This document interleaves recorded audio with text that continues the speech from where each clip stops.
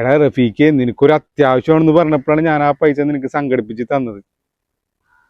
എടാ നീ എന്ത് വർത്താനം കൊണ്ടാ പറയണത്? എടാ ഈ 5-ാം തീയതി വീടിന്റെ വാടക കൊടുത്തില്ലെങ്കിൽ എന്നെ വീട്ടിൽ നിന്ന് ഇറക്കിടും, നിനക്കതറിയാമോ?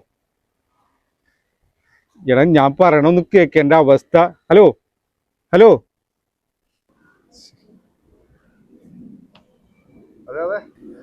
എടാ എത്ര നാളായിട്ട് നിന്നെ കണ്ടിട്ട്. നീ എന്നാണ് വന്നത്? ഞാൻ രാവിലെ എത്തിടാ. പക്ഷെ ആദ്യം തന്നെ കാണാൻ പോകുന്നത് നിന്നെയാണ്. ആന്തറ എന്നെ കാണാനായിട്ട്?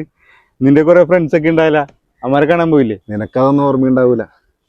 നീ അന്ന് ആ കാശില്ലേ, അതുകൊണ്ടാണ് ഞാൻ ഗൾഫിൽ പോയത്. പക്ഷേ ഇന്ന് വരെ എനിക്കത് തിരിച്ചു തരാൻ പറ്റിയിട്ടില്ല.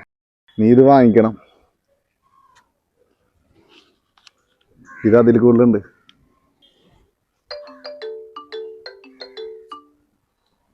ഹലോ. ആ ഇന്ന് ഗൾഫാരെല്ലാവരും കൂടി ഉണ്ടല്ലോ. ഇല്ലടാ ഞാനൊന്നും അറിഞ്ഞില്ല.